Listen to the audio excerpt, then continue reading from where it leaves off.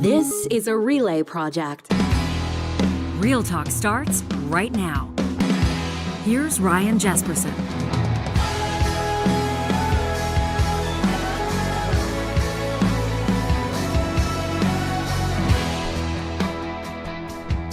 Grateful you're with us on this episode of Real Talk. We're going to bounce around a little bit. Johnny and I will today as we cover a few different stories that are making news across the country. In about 12 minutes, 13 minutes from now, we're going to check in with Rebecca Bligh. She's a Vancouver councillor. Perhaps most notably this week, she's the president of the Canadian Federation of Municipalities. They've got their annual conference happening in Ottawa as we speak, kind of kicking off as we speak. So we'll have 10 minutes with her. She's stepping out of the meetings, you may call it the festivities, although it's not pure celebration, at the Rogers Centre in Ottawa, as elected representatives, municipal representatives from across the country are coming together to talk about their top priorities and obviously collectively to come up with, some direct messaging for Ottawa. You have no doubt that they'll have been assessing the throne speech themselves and keeping a keen eye on what Ottawa's priorities mean in their cities. Obviously, Councillor Bligh will have an interesting perspective, having been in Vancouver for quite some time, a director at the Metro Vancouver Regional District, but across the country, municipalities are wrestling with, the housing crunch for obvious reasons, the opioid crisis. There's many, many factors at play that have municipalities, provincial governments, and Ottawa oftentimes at loggerheads. Can that change? Can that relationship change under Mark Carney with this new but not really new Liberal government? Interesting take from Shauna Feth, President and CEO of the Alberta Chambers of Commerce, who joined us in our May 28th episode, talking about what they were looking for from the throne speech and what they heard. There's been a lot of, I guess you might call it doom and gloom from elected provincial representatives on the prairies and in particular in Alberta, saying that the throne speech didn't go far enough, didn't do enough, didn't say enough to Alberta, didn't say enough to the energy sector. A bit of a different tune from Shauna with the Alberta Chambers, talking about how there were some positive notes in that throne speech. If you missed it, make sure you check out the full episode. That's Shauna Feth joining us on the most recent episode, the 28th of May. Or, of course, you can check out the highlight that Johnny's put together on our YouTube channel. It's basically Shauna's argument, what she liked out of the throne speech, or at least what she's optimistic about. She wasn't gushing. She wasn't glowing. She didn't suggest that there's not work to be done or that there aren't still barriers in the way. But in the context of interprovincial trade barriers, in the context of environmental regulations, in the context of what the federal government might do or not do in partnership with the Alberta government, certainly worth a listen. So there's that story. We'll be keeping an eye on it. And again, we'll be going out to Ottawa in just a moment to check in with the president of the Federation of Canadian Municipalities. But also there's a looming postal strike. We talked about that with Shauna yesterday, too. What does this mean for businesses? What does it mean for you? I would imagine that as we'll take a look into our Real Talk live chat today, that's powered by our friends at Park Power. We're also probably going to hear different stories from different folks. For some of you, a postal strike might be devastating for your business, or depending on where you live, it might be the difference between receiving care packages from your loved ones or being able to ship for your Etsy shop or whatever else it is you're doing. On the flip side, you might not even notice, respectfully, if there is a Canada Post strike. Maybe the last time you used Canada Post services personally, at least as a sender, was with Grandma and Grandpa years ago, when you used to hang out at the post office, when the post office was a more regular part of your social outings or your targeted errands throughout a week.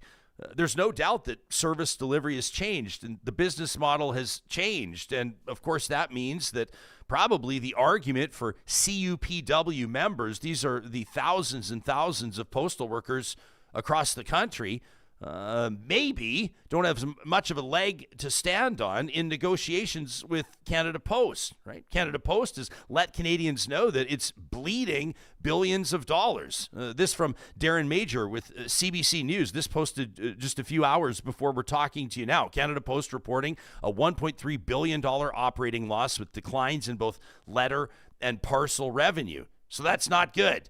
Now, as you're probably going to hear from a local labor leader who's going to be joining us on the show today, James Ball is the president of CUPW Local 730.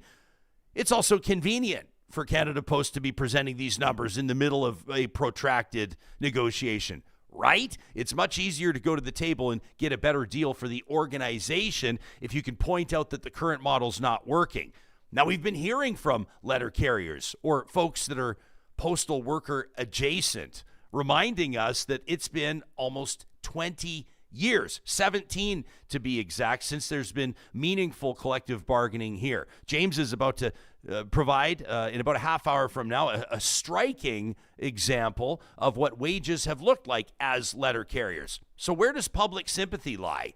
You'll remember we conducted an unofficial, unscientific Twitter poll the other day, Johnny, and I don't know about you, I wasn't completely surprised, and I told you I approached this exercise with, I wanted to present this respectfully because we're talking about people's careers, we're talking about people's employment, but we asked folks on Twitter how they felt about a strike happening, and more than 50% of them said that they thought that the workers would be nuts to strike. They thought that the organization is in a stronger position, and they thought that the workers already find themselves in a tough spot. This is the type of thing, though, across the country where people are, there's going to be different implications for people if and when a strike happens here. Yeah, we'll see what happens. But yeah, I think nobody wants this to happen right now. No, it's brutal for business, number one, right? It's kind of a pain in the ass for people. And also real people's lives are impacted by this. You remember the postal strike that happened a number of months ago? We kind of forget about it because the news cycle moves so quickly, but it was very disruptive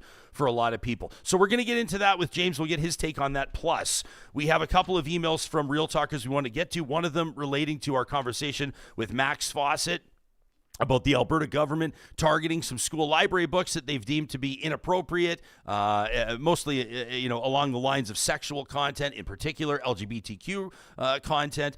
Aaron wrote in an email to talk at ryanjespersen.com about that. And Sarah Bisbee, you may remember Sarah. She joined us on the show. It was a while ago now. It was January of 2024. So let's call it a year and a half ago.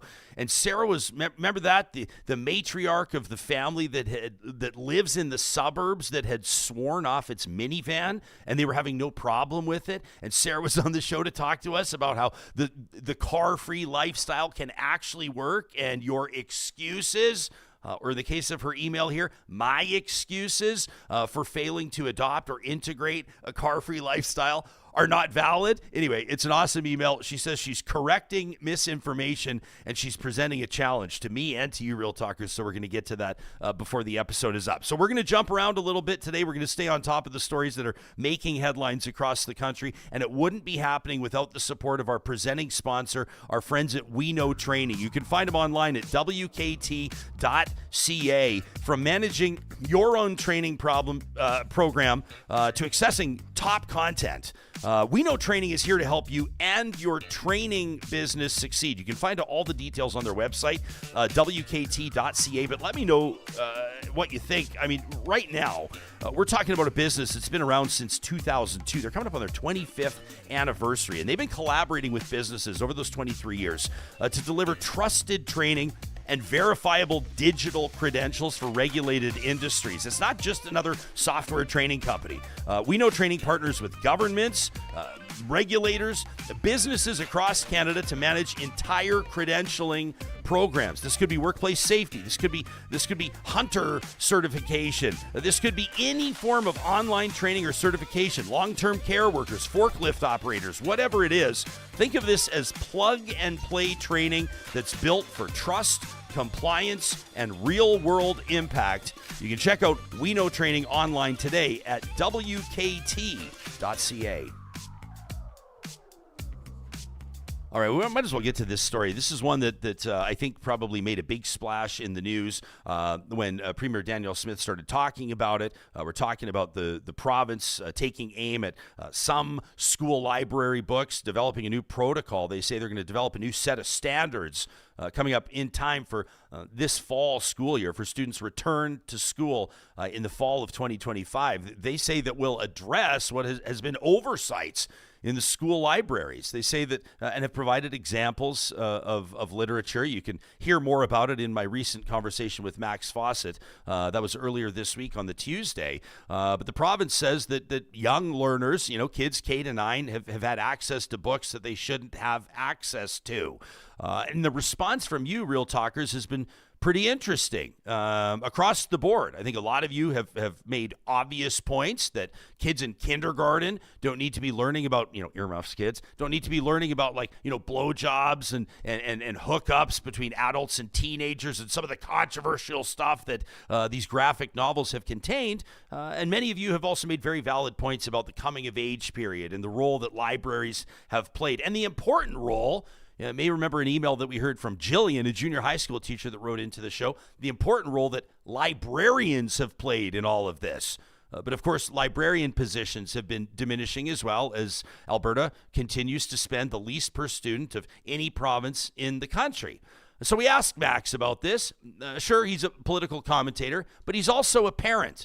We asked him what he thought about the Alberta government, Danielle Smith's UCP, taking aim at books in school libraries. The Premier said this isn't about banning books, this is about protecting children. She seems to be more focused on protecting children from books than from the measles. They distract people from these much more basic and important issues with culture war stuff, the ongoing healthcare scandal, budget crisis, bigger issues that this government should be dealing with. There's no mystery. He killed himself because he was a manic depressive, closeted and he couldn't face living in this small-minded town one more second. That from Fun Home. Emily says this is deflection and distraction. Redneck Philosopher says, good Lord, how in the can anybody disagree with terrible sexual books for young kids? If Smith cured cancer, Fawcett and Jespersen would find fault. Well, if she tried to cure it with ivermectin, we would probably find fault. Maybe. Jillian's a teacher. We don't need a new slow-moving government agency. We need proper funding. We need our librarians back so they can check and vet book stock regularly and swiftly. Jillian says, I can't wait to strike. I am done. So there we are. From our episode on May 27th. We've been hearing from a bunch of you, including comments that you leave on our YouTube episodes, which we really appreciate, as well as comments on our social media posts. Miles says, yeah, Jespo, sure, there are always bigger fish to fry, he says, but there are small fish that are super easy to get people all worked up over. And Miles says, while everybody's distracted at the small fish, you can ignore the big fish while you empty the pantry into your purse. That from Miles. What about this one from Jason? Jason says this story is not even accurate. Says it just proves that much needed funding to have certified educators staff libraries is a thing, right? He says this is a ridiculous story designed to make educators look bad and avoid, once again, the much larger issues in education. Jason Smith, a different Jason, says this whole cause moral panic in schools when it's convenient gimmick is really exhausting. I wonder if Jason Smith there is referencing, you remember just about a year ago when the Alberta government started talking about parental notifications around pronoun changes and trans women participating in women's sports in Alberta. And a lot of people were wondering, is that really, truly the most important thing that the Alberta government needed to be focusing on at that time? Gene says that Max is right. Maybe we need to pay more attention to the measles situation as opposed to this nonsense. Others are saying not the boss. What are the books here? I mean, what was the consultation process? Maybe parents do need to have more of a say. And the province, by the way, is putting this out to parents right now.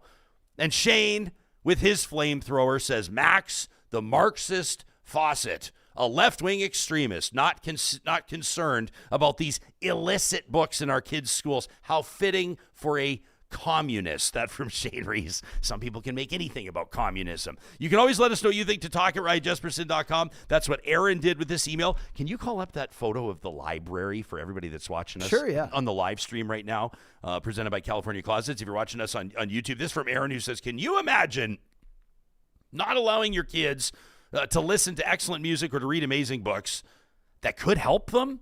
She says, it's bananas. She says, I thought Real Talkers might be interested to see one of several bookshelves in my home. She says, basically, my house is a place of books and music. She says, I never said I was a good housekeeper. That from Erin. I wrote her back. I said, that is unbelievable. That is almost like kind of like a, I don't know, where does Harry Potter live? What's that place called again? Is it Gryffindor? I don't remember. But houses that are packed. Yeah. Packed with books. Yeah. It's Bookshelves that are it's very bursting at the Yeah, seams. it's very intimidating. But don't you always feel something when you see a house like that? Sure. But for me, like I listen to a lot of books, like, well, I won't name the companies or whatever, but like I listen to them, I guess you would call them on tape, but like on my phone now. But that's just because I tend to get really tired when I read. I don't know why. Like even when I read my phone, there's something about it. But if I'm driving to work or if I'm, out walking around or if I'm, I've got a few minutes waiting for an appointment, putting it in my ears is fine. But yeah, I can't really intimidate people with my Audible playlist. But that bookshelf, if you walked into someone's house, you're like, oh, okay. If you were going right now, you're ingesting some information. Packing your bags for like a getaway, like Johnny is going to leave the Johnny infamous cape and the Real Talk producer hat, and you're going to hang it on a hook, and you're going to go to like Bermuda for 10 days. Are you bringing like hardcover or paper? Are you bringing like physical books? If you're laying by the beach, because then I don't care if is there something about having it in your hand that kind of does something for you? Yeah, and I'll always bring like stuff that kind of makes me think or uplifts a bit. I'll sit there and read like Life After Death, Deepak Chopra, or like stuff like that, or like the Seinfeld. I like biographies a lot. You know, I like the Lemmy biography, the Seinfeld biography, the Howard Stern biography. I could sit back and read those about those guys' lives for days. Right? Is Rebecca ready to rock right now from Ottawa?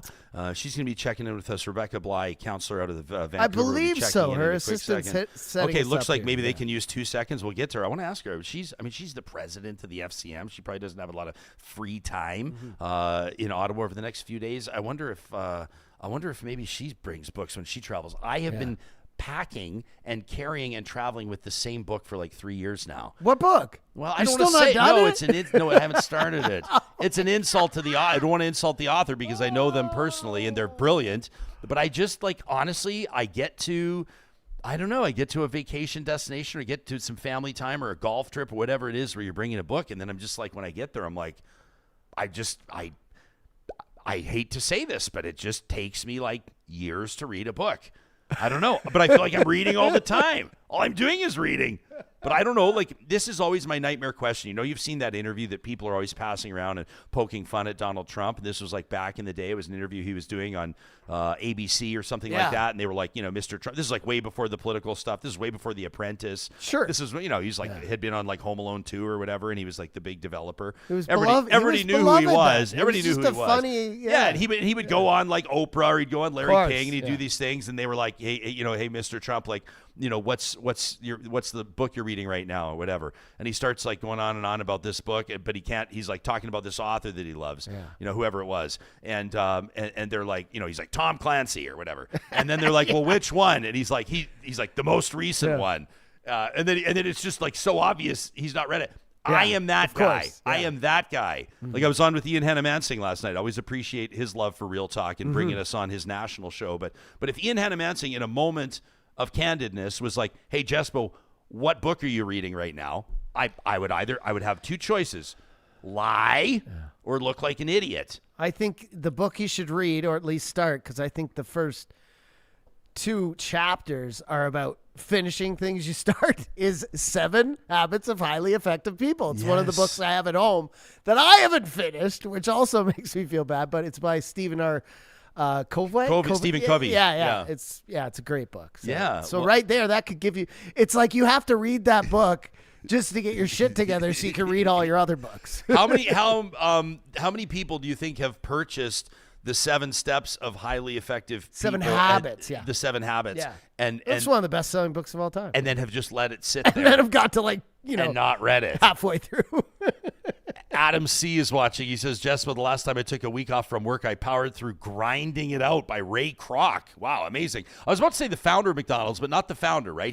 Ray Kroc bought McDonald's off these 2 brothers, the McDonald brothers, if you watch the movie, but it's a little dramatized, but basically... But he turned it into what it is. He saw something that could go national and did it, right? Yeah, so Adam says, I powered through Grinding It Out by Ray Kroc while poolside as a way to get me pumped back up for doing sales when I returned from vacation. Hey, I you like can relate to one. that. You weren't man. you selling books? Oh, man. You're the book guy. Yeah, I sold You books sold for a books company door to door. in Ottawa for a summer. Yeah, probably the most memorable summer of my life because I cried half the time. Sold a ton, didn't read one. Sold a ton, didn't read a lot of them. That is a tough job, man. That's why I respect the hustle of people like, people that sell door to door, that go door to door, that canvass door to door. I mean, there's a municipal election coming up in Alberta this October, in Quebec next fall. They'll be doing it, and you respect that a lot because I can tell you. And John, this was literally 25 years ago, but like, nobody is happy to see you at their door. I try to be when I know they're like, usually they're selling something and like a portion's going to charity. So I give them an ear and if it's a good charity, here's a few bucks or whatever. No, I don't really need that thing you're trying to give me, but here's a few bucks or whatever. But man, that's a grind these days. It still is. To go to someone's door. And I think we were talking about this as well when you're on the political campaign. Going to someone's door is not as safe as it used to be, 20 years ago. Fair, yeah. Everything's kind of changed, hasn't it? Well, people don't have to answer now because they'll have Ring cameras. So people used to at least answer the door. But and then you would have 10 seconds. Man, this is like, I would say, I tell people all the time, like when you look at kids, for example, we hear a lot on Real Talk from like 17, 18, 19-year-old members of our audience, sometimes even younger than that are interested in a career. Now they say a career in podcasting, which is awesome. We used to say broadcasting. Now people are interested in careers in podcasting. And I always tell people, and this is the honest truth, I don't regret my university degree. I don't regret going to SAIT Polytechnic. I don't regret enough post-secondary to have been a doctor, even though I'm not. But I'll tell you, the two jobs that best equipped me to interview people for a living was selling books door to door and bartending. Those were the two professions, honestly, the two jobs that best prepare me to read people quickly, to pick up on nonverbals, to follow up questions, that sort of a thing. And I think it's incredibly important. I love this. We've got some avid readers in the chat, which is great. Kathy says 7 Habits was required reading for a course she was taking. She says, I kept falling asleep reading it. It was so dry. I don't know what it is about reading that just makes me... Scrolling now too, like if I'm reading on my phone even, it makes me tired. It just puts the lights out. This is so great. Tracy says her kid's elementary school created a year-long 7 Effective Habits program for the entire school. How great is that? That's awesome. I love that. And some of you are sharing your, how about this? Ms. KD says, you're referencing Harry Potter and banning books. She says Harry Potter's author, J.K. Rowling, would be the first to ban books on trans kids. I was having a conversation with somebody the other day on J.K. Rowling digging in on the trans issue. It's kind of a weird flex for somebody that's whatever. I mean, do what you want. She has more money than God. She doesn't care. Yeah, well, people are what a weird way to kind of like, you have this legacy as one of the world's all-time best-selling authors. Yeah, literally. Well, her premise is that she's standing up for real women, but the funny thing is, like, real women aren't like, please, J.K. Rowling, we need you. Yeah. Like, it just, it seems like a weird You know what we flex. should do? Why don't you and I, we'll do like a 20-minute segment, 2 guys talking about this issue, and then we could just offer it to people as our gift to them. Oh, I watch from afar, and I just think like, hey, on one hand, people do. I mean, they chastise her and they applaud her for sticking to her guns. Sure, and you're entitled to your opinion. 100%. And on the other hand, like I've referenced this 100 times on this show. You remember that Michael Jordan quote? People asked why he didn't speak out, why he didn't get more politically involved. And Michael Jordan said, because Republicans buy sneakers too. For him, 100%. It is a multi-billion-dollar business, and he's not doing anything to muddy the waters about who's going to wear his shoes. Yeah, and that's one side of the coin, but I've talked about this before, just with Elon and JK and all these other people who are kind of digging in right now. I was like, in my mind, if I had that much money, I would not spend my time putting my foot on other people's necks. Like, that would be the furthest thing from my mind. Like, I would be on an island. You would not see me. Yeah. And if I had a thought about doing anything and broadcasting out to a bunch of people, it would be like, hey, I love you guys. Here's a way I can help or whatever. It just, it really, I don't know, it boggles my mind to know the inside of a person who just wakes up every day and pretty much has, financial freedom and just chooses to, like, use their time doing that stuff. It's Yeah. strange to me. Yeah, no, I agree with you. You can always let us know what you think. Anything that you hear on this show. Rebecca Bligh, we're going to go straight to her. I know she's got limited time. She's the president of the Federation of Canadian Municipalities. She's a two-term councillor in the city of Vancouver, where she's a director at Metro Vancouver Regional District. But for the next number of days, she will be steering the ship in large part at the annual conference as elected municipal representatives from across the country join forces to collaborate and push Ottawa for a better relationship. Welcome to the show, Rebecca. It's nice to see your face. What's the vibe in Ottawa right now? This is a big deal for you guys. Great to see you too, Ryan. Thanks so much for having me on today. The vibe in Ottawa, it's been a busy week in Ottawa. I think we've all been seeing some pretty impressive visits from dignitaries. And so we're here to celebrate a lot of progress that we have been advocating for as municipalities when it comes to what we know is important to municipalities: housing, infrastructure, public safety. We're hearing from the federal government that their priorities are lining up with the priorities that we've been hearing from our members are important. A lot of synergies here. It's time to build on those relationships in a collaborative and coordinated way. We've got over 2,000 delegates here, lots of activities for folks to be engaging in. So it's going to be a very exciting few days. Rebecca, you were obviously paying close attention to the throne speech delivered by King Charles III, his first in Canada on his 20th visit. What were you hoping to hear as a top priority from the feds, and did you hear it for that matter? Yes, I mean, I did. I listened to the throne speech with keen interest.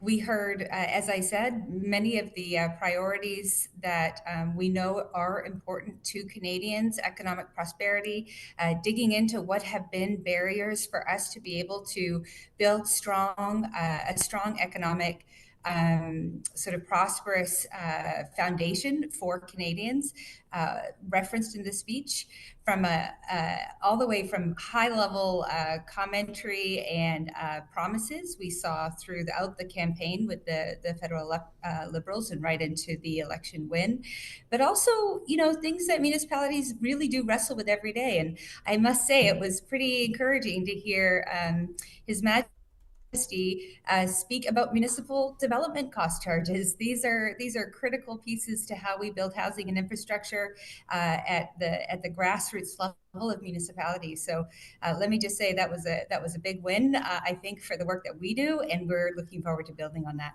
So you obviously you hail from Vancouver, which is one of the world's great cities, but it's also oftentimes elevated or highlighted as one of the centers of Canada's real affordable housing crunch, or housing crunch, period.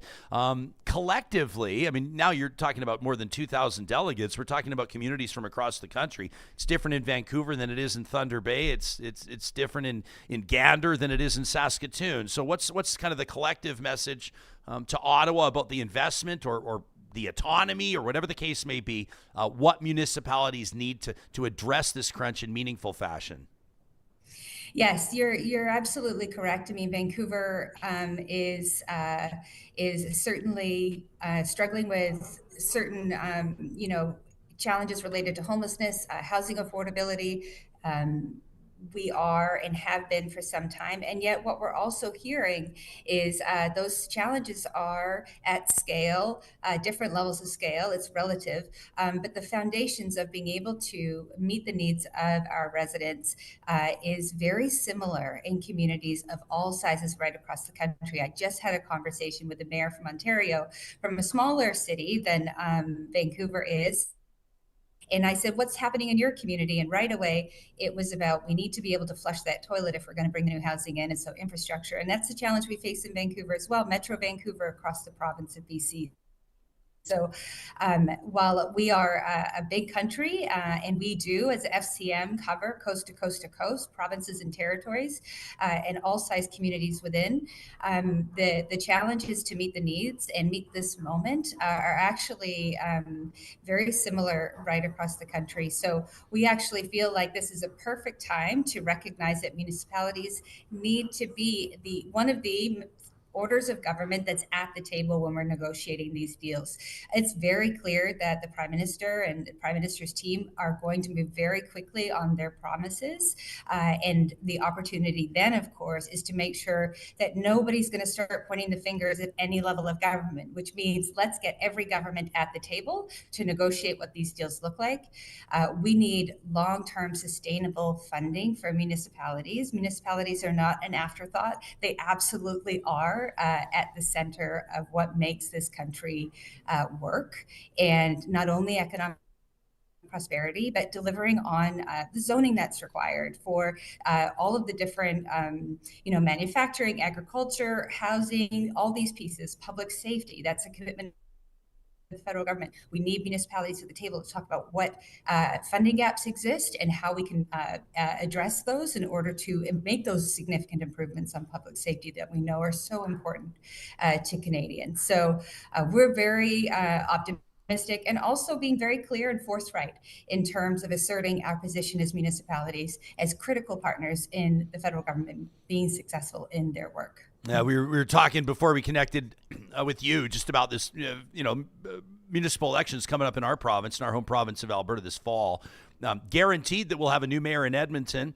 We're not sure what'll happen in Calgary and then, of course, in centers across the province. But, you talk about transit, you talk about public safety. Those are two key issues in Alberta's capital city right now. I was a little surprised and quite frankly, a little disappointed, although I know it was understandable. There wasn't more talk about the opioid crisis through the recent federal election.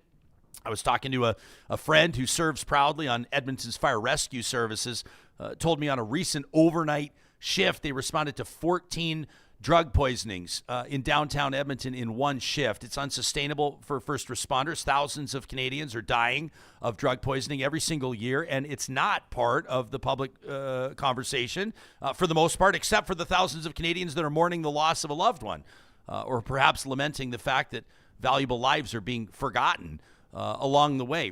How does this pop up? I know that, we could provide examples of provincial jurisdiction, defunding of programs around harm reduction and investment in detox in Alberta. Your home province, BC, with Premier David Eby trying something unconventional that they ended up winding back the clock on, decriminalizing so-called hard drugs. What's the FCM's position on this, and how prominent do you think conversation on the opioid crisis will be at your annual conference? It's a very good question. We have, it's worth noting that the federal government did have identified risks around border control, and part of that measure public safety is ensuring that the flow of fentanyl is addressed, and I would say arguably in and out of this country. And I think that needs to happen. I think that needs to happen at borders, and I think it has to happen at our ports. So while the actual response to the opioid crisis, and, look, you mentioned Vancouver being at the epicenter of other challenges. We know that Vancouver is at the epicenter of this challenge as well. And while we are incredibly, we grieve with families who have lost loved ones, we truly do. And also recognize that frontline responders bear the burden of this crisis as well in being that first call. We know we need to do more to make sure that all accesses to treatment, recovery, and harm reduction is comprehensive and urgent as the crisis demands. FCM is focused on ensuring that public safety is top priority, and oftentimes public safety is not just about people breaking the law. This is also recognizing that the making sure that the public is safe is making sure that folks who are struggling have access to the kinds of treatment and healthcare that they need, because we know that addiction and mental health is a healthcare crisis. It's not a criminal issue, it's a health issue. And to your point, yes, I think there have been truly out of a sense of desperation to do something to help the situation. There have been trials, and they have been attempts to shift policy. We saw that in BC, and that was supported by the National Police Chiefs Association at that time, to address the stigmatization, really, at the end of the day, to make sure that people are accessing services that they're not going to be criminalized for drug use. There's a place for that, and those services still remain and exist, certainly in Vancouver. But we're also hearing, as you point out, right across the country, that there are these co-occurring crises related to housing and mental health and addiction. And if we don't figure out how to stabilize vulnerable populations that are likely to fall into some of these cycles and falling through the cracks, as people say in society, it's only going to really, at the end of the day, not to be crass, but cost governments more in the long run reacting. So we need to get proactive. We need to recognize that these are co-occurring challenges and focusing really in a meaningful way on getting more affordable housing as a way to access services, stabilize folks in community, and also make sure that they have an address. They can put something on their mail to get a response from the counseling services or the healthcare services or recovery services they're looking for. Because we know if people just go through treatment and recovery and they're put back out onto the street without stable housing, they're just going to find themselves in the same situation. This is complex.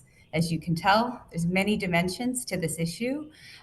We need folks who see it as a priority. And I can tell you FCM certainly has been involved in this conversation and will continue to recognize and push that stabilized, affordable housing is a way to make sure that we're able to support vulnerable folks in our communities. I appreciate such a thoughtful answer. And by the way, I don't think it's crass to talk about the bottom line. I think that a lot of Canadians are moved by the fiscal realities of harm reduction and investment in certain programs. Rebecca, I know you got a lot of pulls on your time this week. I want to thank you for joining us. I will let people know. I don't know if you can offer any comment on this. It's not yet been released. But on Saturday, your organization, Federation of Canadian Municipalities, will be releasing the future of rural Canada. This is essentially your vision for the infrastructure future, and quite a striking statistic. People can follow the Federation of Canadian Municipalities on X, on Twitter, at FCM_online. I wasn't aware of the magnitude of infrastructure. Rural Canada home to almost 40%, 36%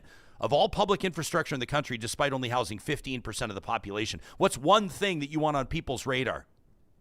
It's absolutely true.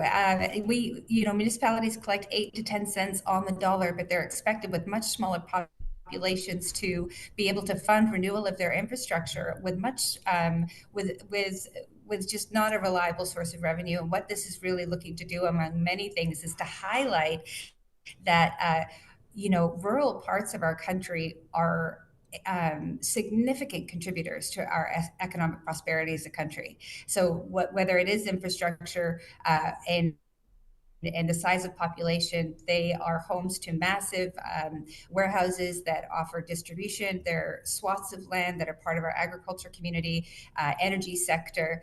So we really want put a spotlight on how important it is that we recognize that rural Canada is supported.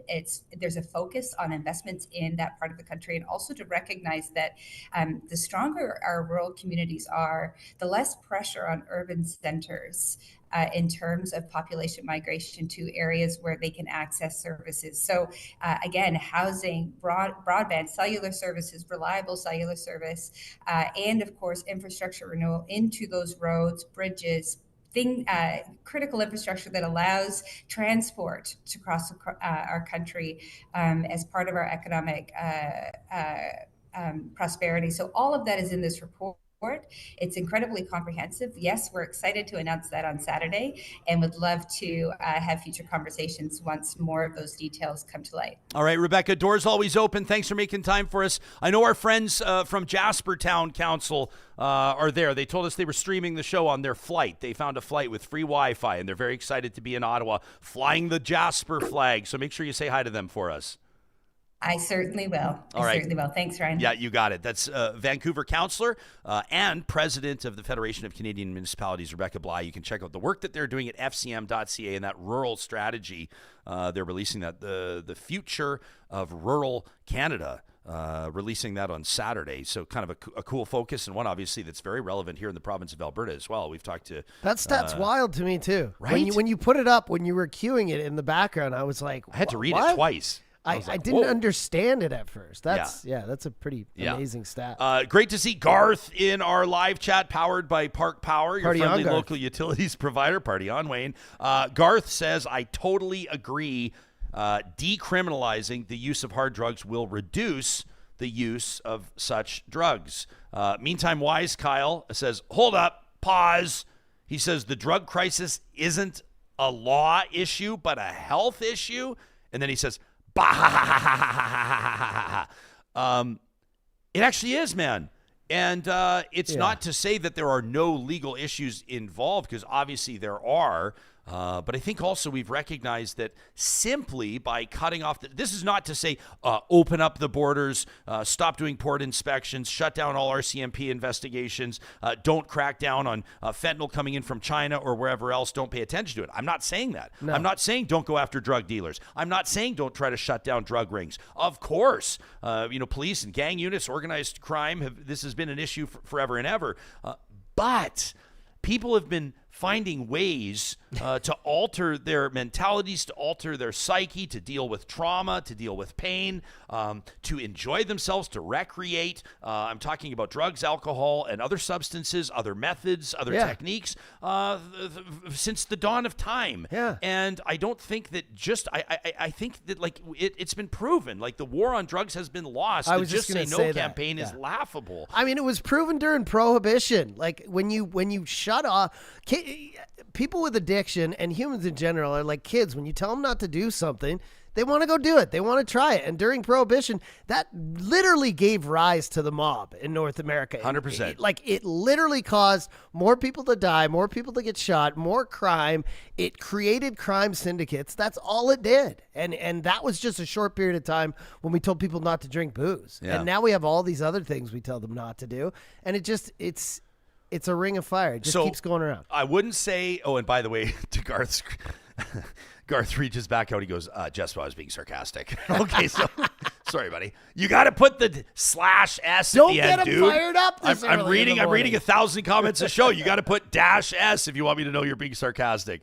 But there is an argument, Garth, and I'm happy to make it. We've talked to Nathaniel Erskine Smith about this in past. He's probably been the loudest voice as an elected federal representative, Liberal MP, in past on his argument to decriminalize so-called hard drugs in Canada. The argument being that not more access to these drugs will prompt fewer people to use them. But number one, if you're let me just ask you this question seriously. If you've not yet used or tried cocaine, as an example, is it only because you didn't know where to find it? No, John, the show is called Real Talk. Let's talk real. Yeah. Is the only reason you've not tried cocaine because you haven't been able to find it? Of course not. And if it all of a sudden was at Friesen Brothers in the pharmacy, or if you could find it on the shelf at London Drugs, you would all of a sudden become a huge cokehead. Well, we went through this with the cannabis thing. That's that's not the case. No. But the argument for decriminalizing these drugs is that all of these people who use drugs that are being arrested time and time and time again for small possession, for 3 grams of coke, or for a gram of meth, or whatever the case is, and they're back into jail, and then they're back out, and then they're back in, and then they're back out, and it's just this cycle. Arresting and rearresting the same people does nothing to help them either change their lifestyle if that's what they're looking for, or address the root cause of what's happening right now. Mental health supports for trauma, and you'll notice when I try to be as fair as possible on this. My heart is on my sleeve. My cards are on the table on this issue. All of you know, or if you listen to this show regularly, my brother Kyle has worked for many, many years, no longer does, but worked for many, many years with the Portland Housing Society and with Insight, which was Canada's first supervised consumption service. It's on East Hastings. No one has ever died of an overdose at Insight. Do they reverse overdoses every single day? You bet. Is it a tough place to be around?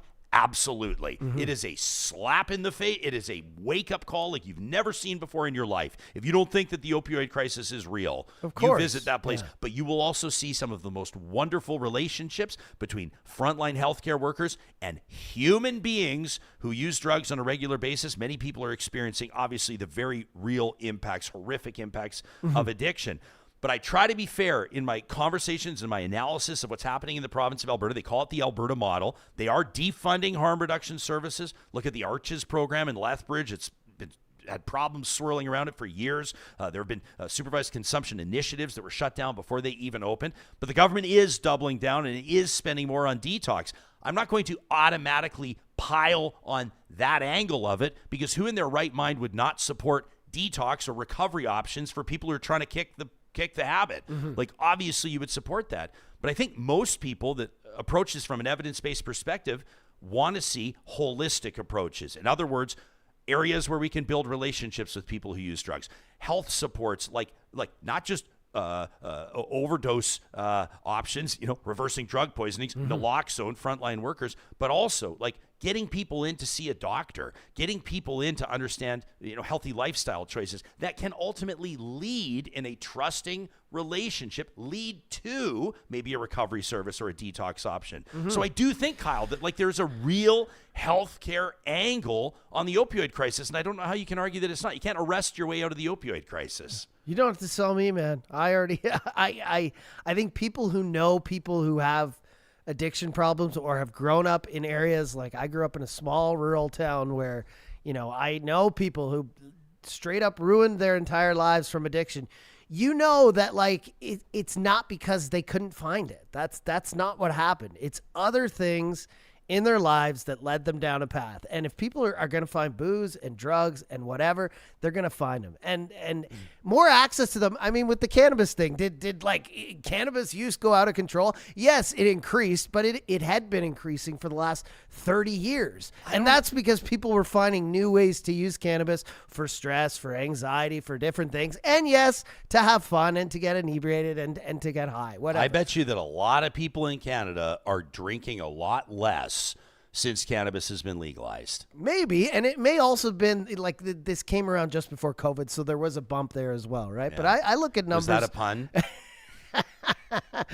But you know what I mean? Like someone's not getting high because something's on sale at the local cannabis shop on their corner, or someone's not doing cocaine or opioids or hard drugs that detach them from reality because it's a good time. They're doing it because they have mental health issues, because they lost their job, because they maybe they didn't have a good family structure, because their spouse left them, like a ton of reasons that get them on a train, and then they get caught in a spiral. They blew their knee out in a skiing accident, and they've been waiting 18 months for a surgery. It's not and because they've been hooked on painkillers when that was 100%. The last thing they ever thought was going to happen. A lot of those are from That's a very real issue, right? But it's not because they went, they went on a vacation one week and then just decided not to get off, right? Yeah. Like it's... Erica in our live chat says the policy of a roof over every head is one of the most ridiculous in history. Says everywhere they've tried this, it's been an abject failure. The dwellings are quickly destroyed and left uninhabitable. I agree that housing is not for everyone. Not everybody wants to be housed, but at the same time, I think that we have a gross lack and an under inventory of affordable housing options for people that are trying to get off the street. And just look at the shelters. We get notes around that all the time. Jillian says, legal or not, there's a stigma regarding drugs and people of color. She says, so no, I've never tried drugs and I never would. She says, my drug of choice is a double espresso. And Seventh Pilot says, Jespo, are you pushing drugs now? Really? I don't know where you took I'm pushing drugs out of that. I'm talking about whether or not it makes sense to criminalize or decriminalize small possession of substances, of narcotics. I mean, like we were just talking about with Councillor Bligh, sometimes you argue things from a bottom line perspective, from a budget perspective. What do you think that Canada spends? What do you think the federal government and the provinces spend in prosecuting low-level, small possession? What do you think it costs to jail people, to incarcerate people on small drug offenses, when you know that incarceration, that short-term incarceration, will do absolutely nothing for whether or not they're going to use drugs in future? I will say this, and it comes to pushing drugs. John, in Canada, you are not allowed legally to advertise cannabis. But I would like to push something, and I would like to push you towards this website. which is a company that I'm proud to be a part of. And I'm just talking to you about my personal life and the pride that I have in my brother, Jonas, who is one of Canada's foremost experts in cannabis. And you can read what they're doing at joybotanicals.com. That's joybotanicals.com. One of Canada's most remarkable craft growers, and I'm very proud of what my brother is accomplishing over there. So, seventh pilot, while I would never push drugs, if I were to ever push you to a website, I would push you to joybotanicals.com. How's that? I like how you said, the main goal is to not throw people in jail for small amounts of drugs. But also, on the flip side of that, we can also say that, like, I have some problems with the way things start to go downhill when you give government, control of production, sale, and control of drugs. They didn't do so well with cannabis here in Canada. We saw that. They're still trying to figure it out. So there is that as well. Like, I don't know. I think there needs to be better.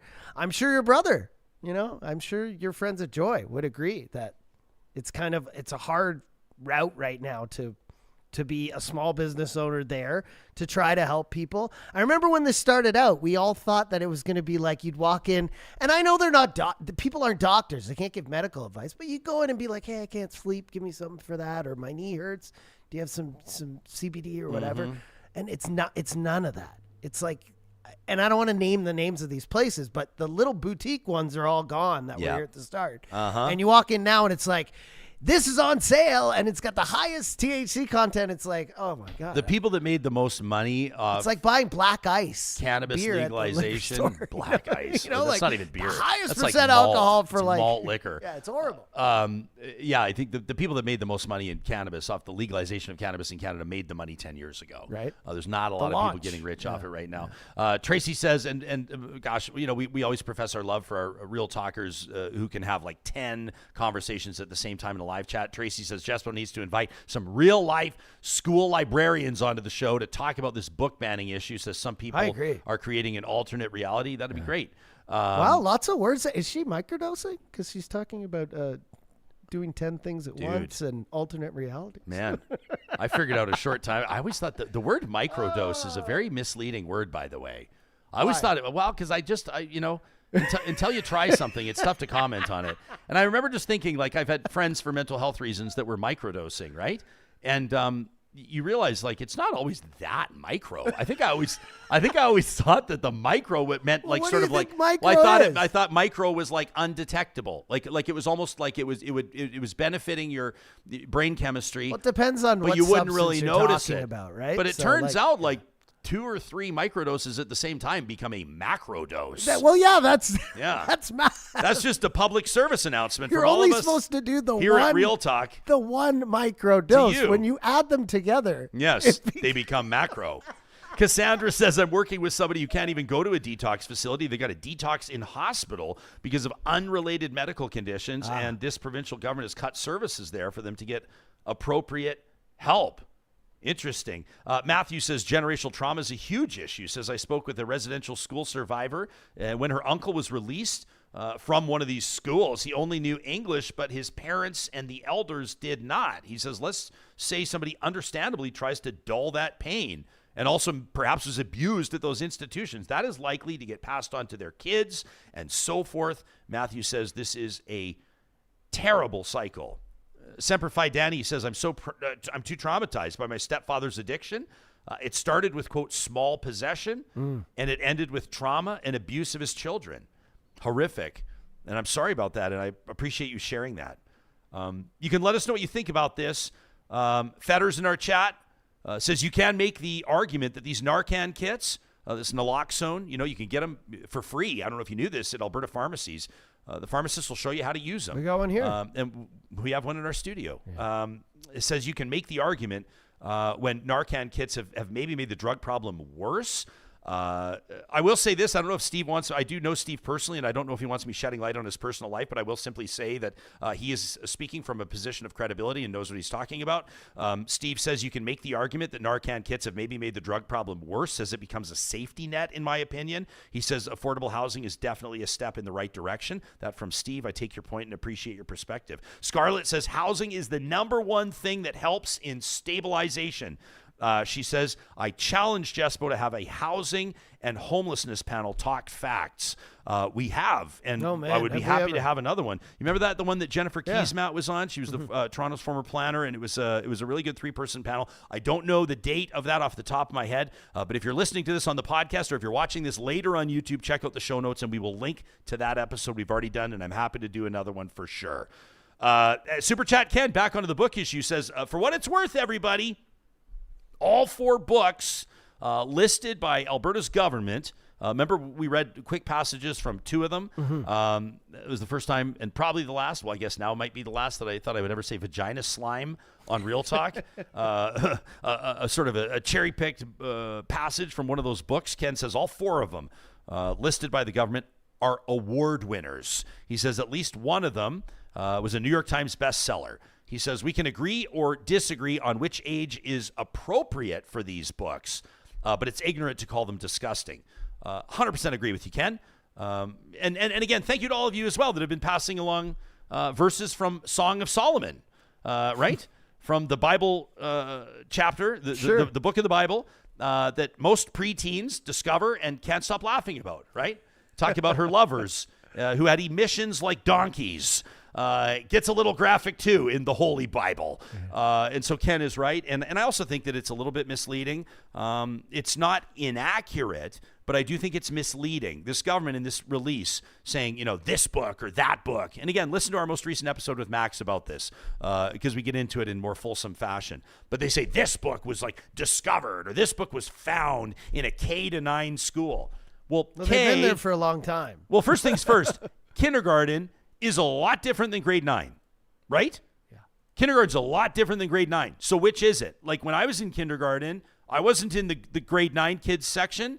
When I was in grade 1, I wasn't reading the same books that kids in grade 8 or grade 11 were reading, right? And kids in grade 9, if you think it's inappropriate for them to be curious or learning or educated or even in some cases experienced in matters of sexuality, I think we're fooling ourselves. So we got to be sort of critical in what we're hearing as well, right? Don't we? Can we all agree on that? This show, I love shows that flow like this, but we're leaving a letter carrier and local union representative, the president of CUPW Local 730, just sitting in our green room, sitting on his couch. There's a guest out there? No, I'm just He's kidding. wondering, when are we going to talk about this postal strike that's looming right now? And so we're going to get to James Ball in just a quick second. Before we do, we talked to you a lot about our live chat. We're so grateful for it. It drives so much conversation on this show. That is made possible by our friends at Park Power. They're your friendly local utilities provider, and you can find them online at parkpower.ca/realtalk, where you'll discover some exclusive opportunities for you to pay less for internet, electricity, and natural gas. Park Power offering low rates, awesome service, and they share their profits with Alberta charities. That's one of the many reasons why we love them. They're currently offering the lowest fixed electricity rate in the province of Alberta. That's 6.5 cents per kilowatt hour. It's a great time to shop for lower rates right now, especially if you've been cranking up those fans, the air conditioning unit. It's a time where you're going to use a lot more electricity than usual, not to mention those of you that are lucky enough to have your barbecues running plugged straight into that natural gas feed. Find those exclusive promo codes, again, parkpower.ca/realtalk, to save up to $150 off your first bill from Park Power. Hey, speaking of money, the bottom line, your family's financial security. Just had a wonderful conversation yesterday in person on a patio with our friends at North Road Investment Council. They took an hour away from what they do best, and that is, of course, meeting and speaking with their clients. These are experienced investors. These are successful savers that recognize that life's financial journey doesn't always follow a straight path. Are you one of those that lies in bed at night, you're staring at the ceiling, wondering how do you make sure you don't run out of money if you're lucky enough to live into your 90s? Or what happens to your retirement savings if there's another big market fluctuation? They can help you answer these questions or even recognize which questions you want to ask. They've got certified financial planners, chartered financial analysts that can help you. And by the way, you're going to pay a per-hour fee. They're not taking commissions that they're going to glean by selling you investment products. It is true independence in your wealth management with North Road Investment Council. Find them online at northroadic.com. And when we're talking family, how can we not celebrate the legacy of our friends at Friesen Brothers? You know, this family-owned business celebrating 70 years in 2025. Unbelievable. Still family-owned. It all started in Hinton, Alberta, a butcher shop opened by Frank Loveson, and it's grown to 16 locations across the province of Alberta. If this weekend is your garden going in, make sure you visit a Friesen Brothers Garden Center. At least 50% of the plants in every single one of them grown right here in Alberta, so a perfect fit for the climate. Same deal with the peat moss. You can learn more on their website. Just follow the links at friesen.com. Friesen Brothers is Alberta grown and Alberta owned. I want to give a shout out, by the way, to some of you that have been hopping in on the super chat. We sure appreciate $10 from Erica. Says, put a couple cold ones in the fridge. We sure will, my friend. And this from Ken K, a $20 kick into our super chat. Ken says, let's go Oilers. Johnny and I will check in about the Oilers in just a little bit. But right now, what a pleasure it is to welcome to the program James Ball. He's making his Real Talk debut. Longtime letter carrier. Nice to see your face, pal. And for the past 6 months or so, you've stepped up to a leadership role. You are the president of CUPW Local 730. Elected during the strike. Elected during the strike. What an interesting dynamic there. Yeah, it was. It's unfortunately our previous president passed away fairly short notice. Sorry to hear that. Yeah. How long have you been a letter carrier? I've been a letter carrier for about 11 years. Okay. I deliver the mail just northwest of here, out of the Depot 2, which is just north of the plant. And recently I've been transferred over to the Mayfield Depot, which is on the way to West End. What drew you to the Postal Service? You know, I used to work in the oil field. I have a red seal in painting and decorating. I did a lot of industrial sandblasting and painting. And in 2015, I took a look at the writing on the wall, and I thought I didn't want to be the last guy in the pogey line. And I happened to see an advertisement on the side of a postal truck that said that they were hiring. And I applied, and here I am. It's been a hell of a journey. It's definitely a unique job. It's unlike any other profession I've ever done. Huh? What's most different about it? I think a lot of it is the autonomy. Like I go into work and I spend maybe an hour and a half there, and then I'm out on my own, solving my own problems, dealing with the issues that I have to deal with, and making commitments and timings and all of those different things throughout the whole day. It's kind of a self-directed profession in a way, isn't it? For letter carriers and for RSMCs, which are the rural component, it is. For plant workers, it's much more of a punch-in, punch-out kind of job. But yeah, let's recognize when we're talking about CUPW members, we're talking about thousands and thousands. 55,000. Yeah, tens of thousands of people across the country, not all of them walking door to door in what people might see as kind of the front-facing workers of Canada Post. Yeah. But it's certainly obviously been a tumultuous, not just the last year with the strike, but it's been quite some time. I think that this labor interruption, or at least stress around the labor reality, has been looming. Is that fair to say? I think it is. I mean, in my entire time at Canada Post, I've never seen a negotiated contract. They've always been government-imposed contracts, which means that just like many other Canadians, we've seen our purchasing power decrease between 30 and 50% over the last 20 years. The government likes to just keep getting in the way of actually having real negotiations. And I feel that that's like, I feel like I'm speaking to a lot of Canadians who know that the cost of living has gone up by over 50% in the last 20 years, but wages have not. What have postal workers' wages done over the past 20 years? 6.7% since 2006 contract for total. Starting. Yeah. Wow. Yeah. Inflation's been quite a bit more than that. I have members who use the food bank. Yeah. Huh. And yet you're going to hear from people when you come on a show like this and you tell us what drew you to Canada Post, and you tell us about your previous employment. You say, and I saw the writing on the wall. Yeah.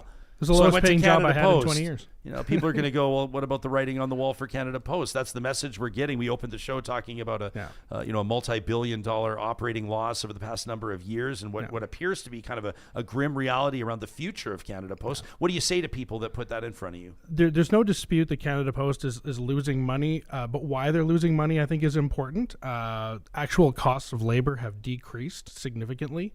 The cost of benefits to the corporation has remained stable. But what they've been doing is they've been making significant investments internally over the last several years. Doug Ettinger said, and I think it was 2022, that he planned on spending $4 billion over the next 5 years in internal investments. They bought a $470 million plant last year in Ontario, which is supposed to be able to push like a million parcels an hour. They've been making investments across their infrastructure. Right now, as we speak, they're doing a massive upgrade on their back-end server system through SAP. That's not cheap. Nobody is disputing that the post office is losing money, but there is a direct correlation between when Doug Ottinger came on and when the post office started losing money. And if I was the CEO for a major corporation and I lost money for 7 years, I would no longer be the CEO of that corporation. And that means that it's part of the plan. Either the government, whether through ignorance or neglect, or they've been physically approving it, because Canada Post is the government. We're a crown corporation. I understand there's a nuance there about direction and stuff like that, but the Canadian government is the 100% shareholder in Canada Post. It's not the job of the members on the street to handle the finances. Their job is to serve you and to deliver the mail and deliver the parcels and all the goods that are supposed to come through the postal system. And we're all suffering. Canadians are suffering. The cost of living has gone up. There's a housing crisis, and that applies to us as much as it does to any other Canadian. It's a tough go. Canada Post says that it's made its final offers to the union. For the benefit of our podcast listeners, you just rolled your eyes so hard you might get a migraine. In a bid to end the ban on overtime work and to try to prevent a larger strike. Where are your members at? Where are you at on this? I think we're all frustrated. It's been 567 days since this negotiation started. We're coming up on 2 years. By the time this contract is settled, we'll be on to the next one. This is unreasonable. You know what really helps profits? Stability. Knowing that the mail is going to come through. For the last 2 years, Canada Post has been telling their customers to go somewhere else. They've actually, I'm sure you've gotten the emails from your bank or from Rogers or wherever the different places are that tell you, hey, there's a possible labor disruption. You should find other ways to deal with this. Canada Post is the one sending them those messages. We're just trying to do our jobs and deliver the mail. And we have a solution to Canada Post's financial difficulties going forward. Like, there is the expansion of services. I know in the city here that a lot of the services are covered by everybody else. Canada Post does make money in the cities, and we use that money to offset the costs of delivering in the communities outside of town. You go out past Pickardville or out past Fort Saskatchewan, and there are very, very few resources for these people, and one of those only resources they have is a post office. There's more post offices in Canada than there are Tim Hortons. And that's Is that true? Is that an actual fact? That's a truth. Wow. And Do you think that's part of the reason they're not profitable? I don't think so. I mean, a part of it is that we're a service, right? So is our goal to be profitable? The goal stated in the Canada Post Act. The conversation we need to have. Yeah. Well, I don't mean to interrupt you, okay. but we were having this. See, we needed to get a letter carrier on the show. We needed to get a voice like you on the show. I'm grateful to have you here because it's not fair for us to just Johnny and I run our mouths on this. But I do think that here's the rub is that on one hand you can compare Canada Post to the CBC. You can compare it to public transit, public education, public healthcare for sure. You can make that argument. The military, sure, and the list goes on, right? And then on the flip side, you have to acknowledge that everyday Canadians and taxpayers, your members are taxpayers, absolutely want to see their tax dollars respected, and they want to see Crown corporations operate efficiently.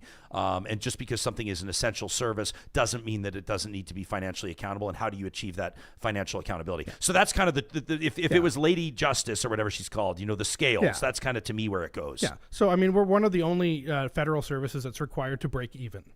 Right, so we're required to find our own way in the world. That's you in cities. Yeah, okay, fair enough. But so we're required to find our own way in the world, and we've proposed a number of features that we think could be valuable to the post office. And these aren't pie in the sky ideas. One of the biggest ones we've been pushing for over a decade is postal banking. This is the nature of modern post offices across the world. The Banque Postale de France makes $3 billion a year. Right. Well, there's the problem. It's already solved. They have a similar population. It's not not quite. Didn't you used to be able to bank at Canada Post? Sometime like 1880 till 1969. Way back in the day. It was used to fund the railroads. And then private banks lobbied the government, I think in 1907, to have them reduce the interest rates they were offering because they couldn't compete and maintain profits. And then basically it just slowly wandered along for a long time until I think in 1969 it was killed by writ of the pen, not from lack of interest. I see. And So isn't this also predicated on the idea, though, that people would that people go into the banks at that time? They would go in and fill out the deposit slips and physically deposit their checks, physically go and withdraw cash from a teller who would hand it to them in person, and so it made sense to have the post. Like, that's not really happening anymore in so many ways, as people aren't sending as many letters and postcards. At least maybe respectfully. I'm not trying to be an asshole, right. but people under the age of 75. Well, I think it's actually a little closer to younger than that. It also depends on where you're from. In the city, sure, I can walk around with my bank card, my credit card, everywhere I go and use everything. Like I said, you go out in the countryside and that changes. It changes drastically. There's a significant use of cash, and actually the amount of cash that's being used since COVID has gone up. What? Yeah, it's a stat that I saw in some of our documentation that we provided to the Industrial Inquiry Commission. It's actually gone up, especially in the countryside, the amount of cash that's being used. And sooner or later, you're going to have to go into a bank or go into a branch of some sort. And having that service available to you is great instead of having to drive 100 kilometers to do that.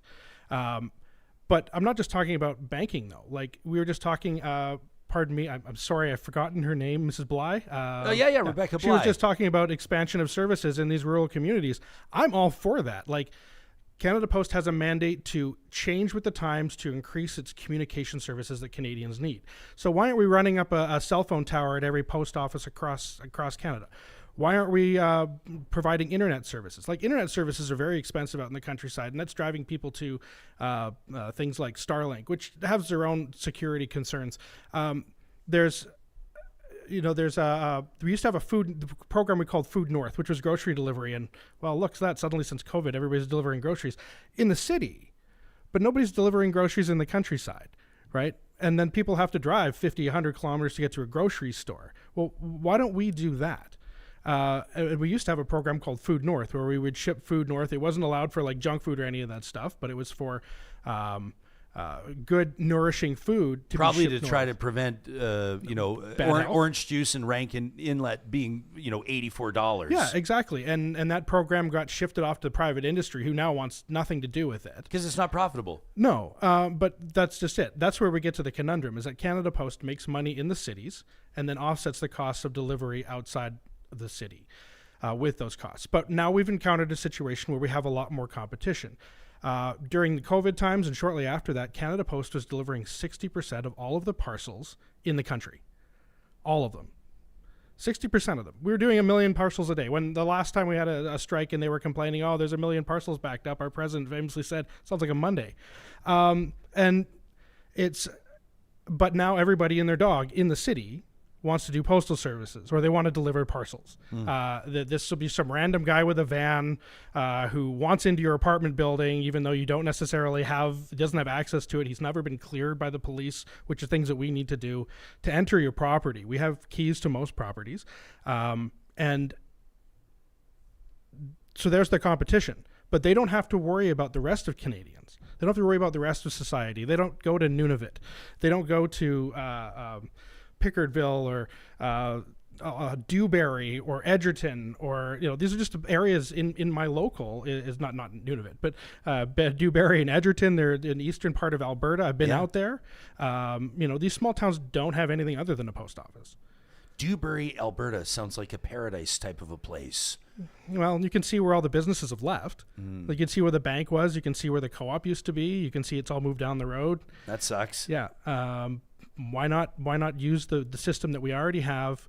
We can purchase the groceries for the greater community as requested by the people who are there, and then ship them all to the post office nearby, and they can pick them up there. Is there like a small community coffee shop in Dewberry where like old timers and retirees sit and chew the fat all day? This is where my imagination is going. I'm thinking of Mayberry, and I just want to apply it. I'm not making light of what we're talking about, although maybe I am a little bit. Galahad's an interesting example. I tried to find the post office there, and I came across I think it was an old church or a schoolhouse, and I went inside because there was the sign out front, and then there was like a living room, and I thought I'd walked into somebody's house, and then the post office is in the back. But they had a coffee maker and a TV and a library and all these different things for this small town of a few hundred people.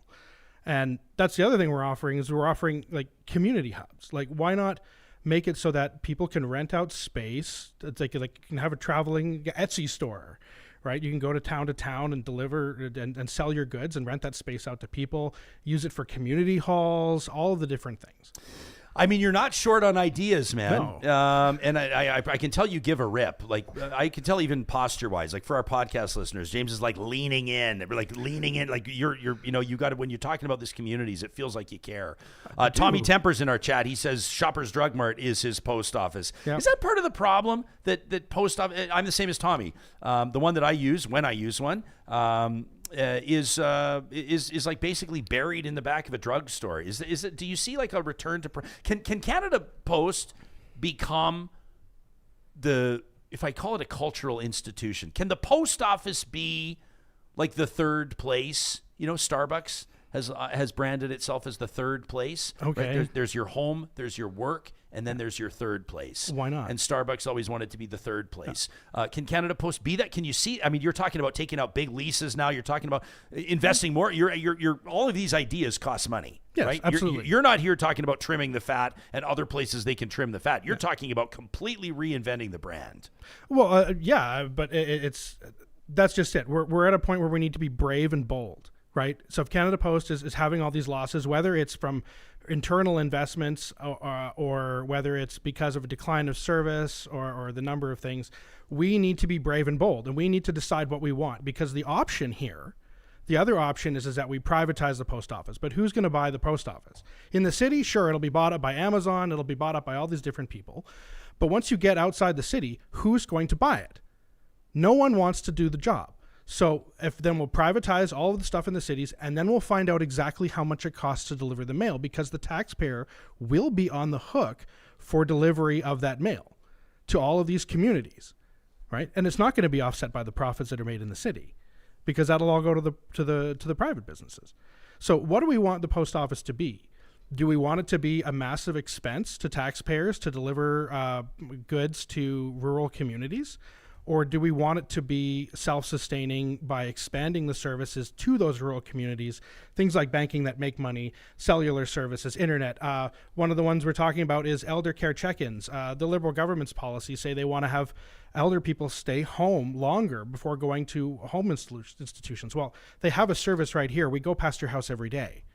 So even if it's just that they volunteer and they ask for this service and we come by, whether it's just we knock on the door and wave at them through the window, or we have a conversation with them, or maybe we spend a little time with them, it depends. Now, these are not nursing services. Are members even up for this? Are letter carriers even up for this idea? People talk to us anyway. Right? So people will come out to meet us, at least on the nice days. But it's a method that could have. It's the first person who's going to notice something is wrong in your neighborhood that's not you is your postal worker. I've found a guy who got pepper sprayed. I've found a lost child. I've I've found several lost dogs. What's the wildest thing that's ever happened to you on a route? For myself, I've been pretty good. I had a dog that used to be very aggressive, and he snapped his collar and came after me. Fortunately, I didn't get bitten. I stuffed the mail in his mouth. Do you carry pepper spray? Like dogs? No, although they give us horns now, the air horns. Do Yeah. they work? I'd rather not find out. What's the craziest story you've heard from a letter carrier? We had a letter carrier who was mugged for their keys. Oh, wow. Someone to ostensibly steal the mail. Yeah. Wow. We should clarify earlier, you said you have keys to almost every residence. You're talking multifamily dwellings. You're talking about apartments and condos. Yeah. No, just not your personal Just so house. people don't freak out. There's no skeleton key to every house we in have Canada. We have our own access system to most apartments. As you should. Yeah.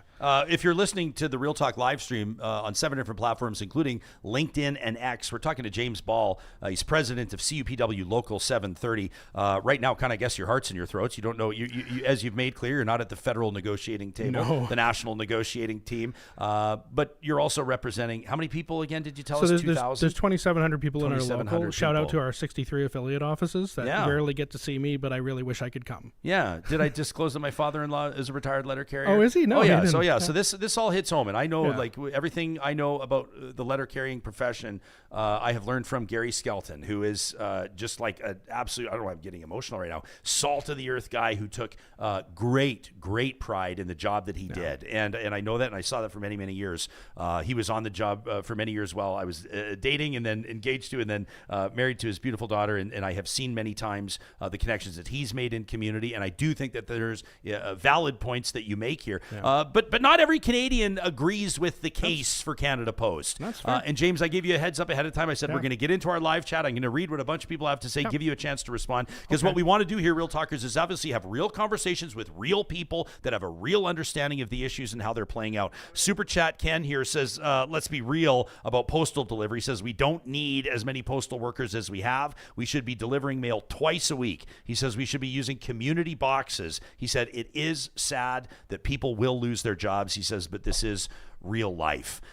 Some of the kind of sticking points appear to me to be the move to 7-day-a-week delivery, the introduction of some part-time positions. That's what I'm reading in media reports. What do you perceive to be the main sticking points of your fellow union members? So our sticking points are the gigification of our jobs. There are several methods in our collective agreements that allow for the corporation to deliver on the weekend. Matter of fact, they were doing it until just a couple of weeks ago in Toronto for the last 9 years.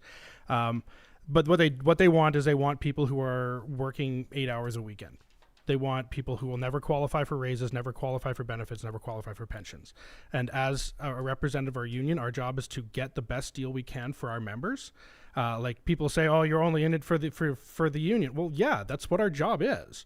Right? We're in it for ourselves. And if you're upset with the benefits we have, I should be saying you should be asking your boss for better conditions. We're all going into the bottom here. Like I said, the cost of living is up 50% in the last 20 years. And if you're not making 50% more in your income, then you need to ask for it. And we're not either, right? It's a tough battle. Community mailboxes. I don't like the idea. Nobody goes door to door to steal your mail. But if we're going to do it, I don't like the way the corporation's doing it, where they put 20 mailboxes in a park and they make people all get into their cars, drive 10 blocks to their mailboxes to come and check their mail in the February at 25 below. That's an environmental disaster. Everybody's doing it. If they wanted to put one on each block, say there's 20 houses on a block, there's 20 panels on a thing, great, sounds perfect. Sure, let's do it. But you know, I'm not opposed to the realities of the future, but the way that they're doing it is a way that discourages customers from using it. If you had a mailbox 3 houses down from you, you would use it. If you have to drive 15 blocks, you don't even know where it is. It's going to skip your mind every day. You're not going to go past it all the time, and then it's just some guy's going to drive up with a truck and rip it off the stands, and you're never going to see it again. And that's a real thing, right? Like, I don't know. They won't release the numbers on how many of these things get broken into. These are numbers that they considered private, and they won't share with us. But it's what's the word on the street? What's your informed speculation around the rate of theft around those types of resources? We're talking about the super boxes. I think they called them when they first came out. Right, everybody's got their key to their one little. They kind of look like the safety deposit boxes minus the box. Yeah. It's tough to say. There was a period of time where it's more common in rural areas. Yeah. But there was a period of time where I'd hear at least one would get stolen a week. Okay. Cliff is pointing out, says, with regards to your France model, he says Canada is roughly 15 times the size of France in square kilometers. Others are saying that, interesting here from Lightning Rod says they use cash all the time. Johnny, do you carry cash in your wallet? Like, do you have a... Like, is cash What's part of cash? Yeah.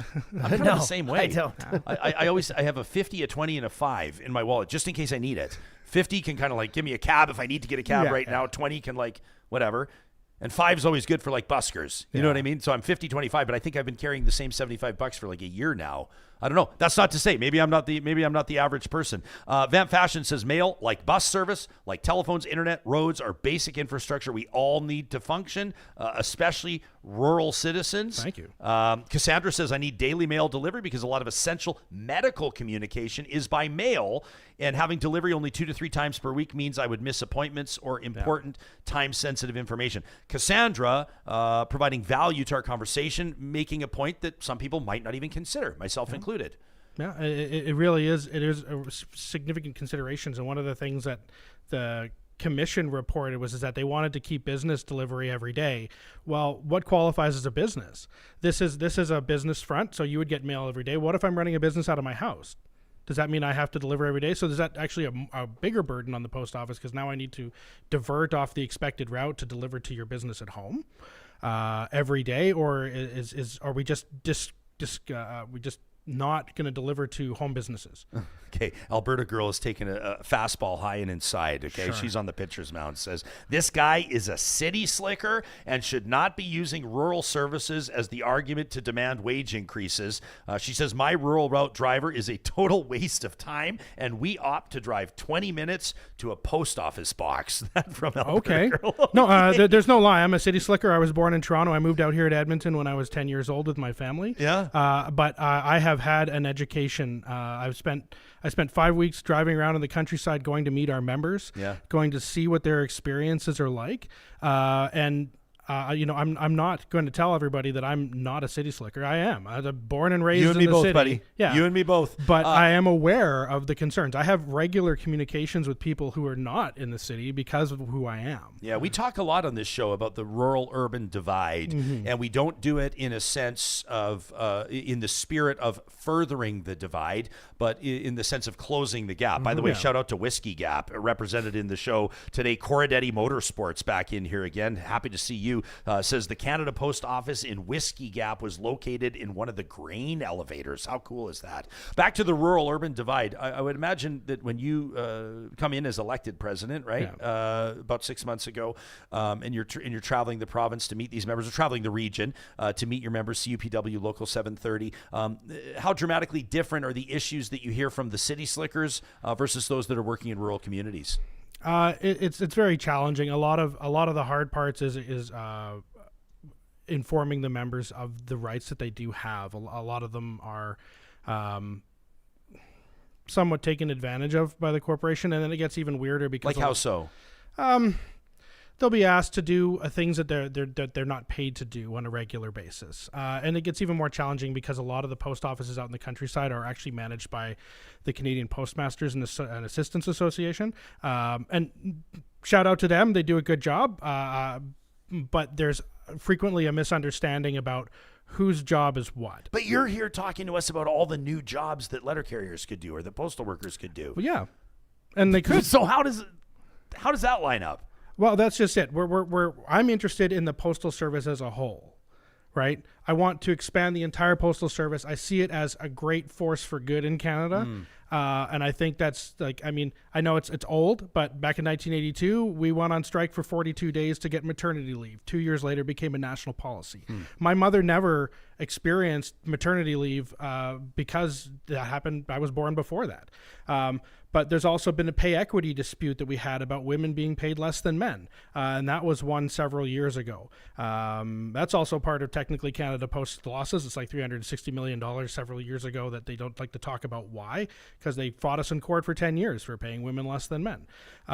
So there is the possibility here of really pushing the post office to be a great service to Canadians. Whereas Doug Ettinger's plan, which is kind of funny because he said that you can't cut your way to success, is to cut everything. And he seems to be telling us in one side of his mouth saying postal mail is going down. And then this other side, he's saying, let's double down on the mail. And I'm saying, no, let's continue to deliver this service, but let's expand the services so that we can continue to keep this as a cost-neutral affair to Canadian citizens. On our live chat powered by Park Power, Chelsea the Ginge says some government services are revenue positive, some of them are revenue negative. The idea is to balance them out. She says, I like the idea of Canada Post diversifying into other profitable, needed services, again, to balance it out. Vamp says there are hundreds of great ideas to improve postal as an infrastructure to be more valuable. But James is here to demand more money and to protect his union's lock on all the work. Super Chat Ken says the reality of parcel competition is that third parties are offering almost 24-hour, 7-day delivery. Will the union allow for shifts that flow across weekends without differential pay? Absolutely. It's already in the collective agreement. Just the company doesn't want to do it hiring part-time or full-time staff. They want to have flexible staff who will never go up in the wage scale. They will never get benefits. That's the problem. that my job is to make sure that everybody who works for Canada Post gets a fair shake at the opportunity that all of us have. And I know that seems different for people. A lot of people aren't familiar with the union environment, and that's fine. But like I said, if you don't think you're getting the wages you deserve, you should be asking for more. And if you're not going to, maybe you should unionize. I'm here because the AFL, the Alberta Federation of Labor, through Lawrence, happened to get me hooked up with you, which is fantastic. I mean, I did 3 hours of interviews during the last strike, of which they used maybe 18 seconds of me. The legacy media was brutal to my members. They didn't talk about our side of anything. All they did was talk about 99% of the stories was Canada Post and how they were losing money, about how small businesses were being screwed over by my members, but they never seemed to talk about the fact that there are two parties that make this work, right? And what makes Canada Post work? What makes Canada Post profit? That's stability. That's getting a contract signed and delivered and then saying to customers, we are open for business. Let's get it done. And that's not what the company's doing. The company's telling you to go elsewhere. And so I have serious problems with what they plan on, with. And even in his reading the President's report and the most recent one, he talks about finding new business partners. So he's talking about privatization, one way or the other. And, we don't want to see that. Both for union reasons and ideological reasons. I think the Canada Post is a public service, and I don't think privatization is the key. And I don't think it is, because Canada is a huge country. And like I said, who's going to buy the delivery to nowhere? Nobody. I appreciate you recognizing that we have real conversations about real issues in real time. Yeah. And that's part of the reason I think why we've got the audience that we do, which is an engaged, informed audience, because they want to meaningfully understand the position that you're taking on this. Ms. KD in the live chat says, isn't it funny we put more weight on a public service costing $1 billion than we do, and I should mention it's a $1.4 billion deficit in 2024, than we do about large corporations not playing by the rules and costing us billions for orphan well cleanup. She says our priorities are fucked. JJ says, I support Canada Post. You didn't hear the word fucked in your mainstream terrestrial radio interviews either, did you? No. JJ says, I support Canada Post, but I do agree there needs to be a new model, a new approach for Canada Post to function in modern fashion. Says, I want a Canadian company that leads in delivery across the country. Start with operations. Kenzie says, many rural areas don't even have community boxes, and post offices are the only option for collection. Let me show you this, and I don't do this to disparage you or nor discourage you. Okay, this is an unofficial, unscientific Twitter poll that we conducted on the 21st of May. So about a week ago, about 1,167 votes, but let's call it 1,200. We asked, all things considered, if Canada Post employees, CUPW members, go on strike again after being offered a 13.6% raise over 4 years, are you in their corner?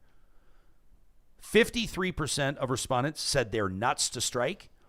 28% said, I support the workers. And 19% said, Canada Post still exists. What do you make of that? Well, I mean, my experience with social media is that positive people don't post. That's probably a fair assessment. Negative people post all the time. But do you believe that you have the public support? That's a more fair question. So, I mean, on social media, it looks like a total disaster. It looks like a dumpster fire. But, when we were out on the picket line in November and December for 32 days, I know the one guy who used to yell at us. Everybody else would honk and support. And so what's happening in the real world versus what's happening on social media are very different things. And I think that people understand that we're not asking for a lot. I mean, the inflation rate over the last 5 years has been way greater than 20%. And that's what we're asking for. We're asking to maintain our standard of living. But we've also lost, 45% of our purchasing power based off of the cost of living index over the last 20 years. So we're not even catching up, right? And I think Canadians know that at heart. Like, they're feeling the same thing I am, right? I mean, I got priced out of renting and I had to buy a tiny little condo, because my rent went up 65%. You don't hear that very often. People priced out of renting and forced into buying. I mean, I had a bunch of savings. My intention was eventually to try and get into a house, but that was just starting to evaporate. And then I just realized I was either going to buy something and struggle with that, or I was going to struggle to pay rent. Right? I mean, if my rent is greater than 50% of my income, I don't even qualify. What did your rent? Do you remember offhand what your rental It increase was looked like? it was $1,000 and it went to $1,650 in like 1 month over another? in 2 years. Wow. Yeah. Wild. You know, and so I'm not going to qualify to live there. Yeah. And do you mind me asking monthly? This is none of my business at all. I didn't think we'd talk about this. What does your mortgage look like, your payments on a monthly basis? So my mortgage and my condo fees are about $1,400. Wow. So you did manage to save money by investing in a property. I did. But now you got to pay condo fees. Well, that, and I got to, I have to somehow eventually figure out how to renovate it from 1973. Oh, yeah. Just wait until it's cool again, man. Yeah, just wait until it's cool again. Yeah. That's all you do. Just maintain it as best you can. Keep it looking pristine, and somebody will come in and say, that is so vintage, and I love it. Scrape all the years of paint why off of it. don't we bring this full circle? We started by talking about 11 years ago what drew you into the business, what drew you to Canada Post and your public service to Canada Post. Do you see, you and I were, sort of noshing in the green room before the show started, and we figured out we're about the same age, similar stages in our careers. Do you see yourself working to the point where you retire and collect a pension from Canada Post? Like, do you see yourself working at Canada Post for the next 15 to 20 years? I mean, look, I didn't make the best decisions in my life earlier on. The pension is probably the only reason I'm still really here, other than just the brothers and sisters I work with, who are amazing people who do amazing work, and they make things work for the company, and they shouldn't. They do extra work all the time. They go out of their way. There is no pay for customer service for a letter carrier. So every time you're talking to a letter carrier on the street, that's their own time. That's not time they're paid for. Because everything is measured. Everything is measured down to the inch. Like what you're saying is that a postal worker's not clocking out at a specific time. They're finished when their bag is empty, so to speak. Yeah. So I mean, if we still have some time, the long history. We've always got time, buddy. Okay, awesome. The long history of it is that there used to be a punch clock for letter carriers to deliver. You'd punch in, you'd punch out, you'd come back to the depot for lunch, you'd punch out. You'd punch back in and you'd grab your mail and you'd go out to the afternoon part of your route. So mornings would be businesses and schools and stuff like that. And then afternoon would be all residential delivery. And then they got rid of the punch clock because they had to deliver the mail. It had to get done. And then they started building the routes so that it wasn't prioritizing businesses or schools, but was rather just sort of overlapping everything. And then they pointed out that you don't have to come back for lunch. You could just keep working because you're just going to get paid your 8 hours anyway. Mm-hmm. And you can leave when you're done. Well, yeah, and that's what they offered. That's a real incentive, right? So, and then what they started doing is that people would start getting done in 6.5 hours, and then they would start offering what they called incentive overtime, which is rather than having to hire a relief carrier, somebody to come in and cover jobs when people are ill or aren't present or on vacation, they would start offering routes up as portions. So they would give you a 2-hour portion of the route and say, if you deliver that, we'll just pay you overtime for it. Yeah. So you'd get 8 hours of pay and you get 2 hours of overtime, and that's great. And the corporation thought this was fantastic. It's only recently become a problem. But now they're trying to villainize us and tell us that we're the problem because we're doing the work that is measured, it's regimented, right? Everything has a time value and those time values are tight. There is a minimum walking pace I need to have, and it's not slow. It's like 3.5 miles an hour. It's pretty quick. Is that right? Yeah, it's a good distance. For years I did routes on my foot when nobody else wanted them. We were 23, 25 kilometers a day, and I was doing them in 7 hours. Yeah. That's over half a marathon every day. I'd burn through a pair of running shoes in a month. I was going to ask you what brand of running shoes you use. Right now I've got usually they're ASICS. ASICS. These ones I don't remember the name of. The recommended. I know people will chime in. Saucony, New Balance. I'd be curious to know. There's the best walking shoe that there is out there. I hate to say it, but I mean, there was an October where I wasn't doing particularly well financially, and it wasn't snowing yet, so I hadn't gone on to the boots, and I just bought a set of shoes at Walmart trying to make it. They made 3 days, and I put my foot right through the bottom of them. Yeah, it's a disaster. For this. So you got to spend money. I'm looking at $250 a pair of shoes. I know that there's a lot of parents that'll understand that too. You try to stretch your kid's wardrobe budget at school, and you realize that that's sometimes easier said than done. I kind of feel like this is what I thought this was going to feel like, which is it's like we've just shot the shit over a coffee or a beer. I appreciate your approach to this.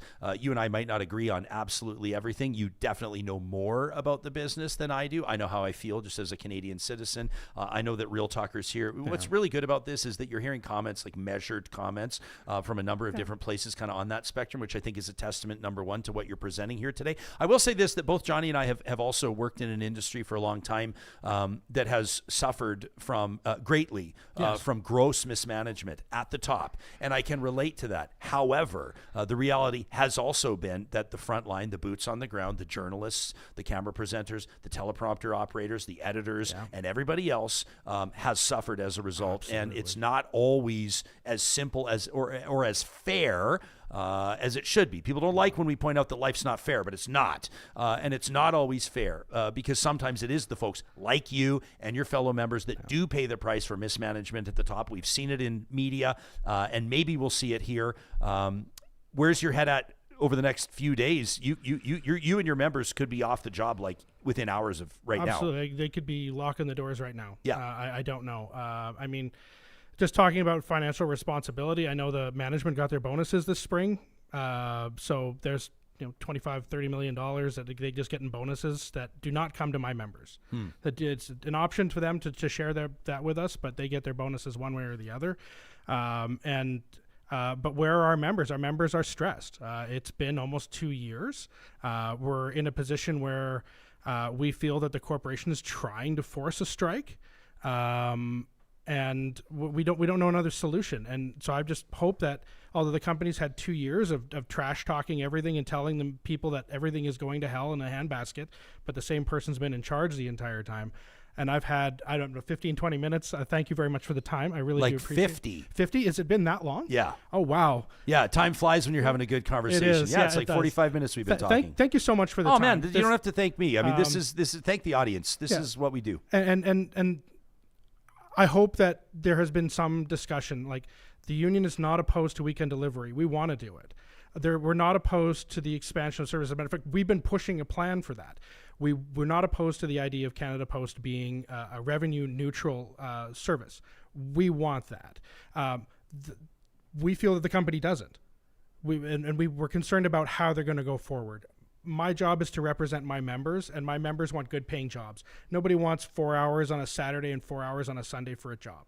Nobody wants 20 hours a week guaranteed, but then 30 hours you have to come in for, you don't get a choice on.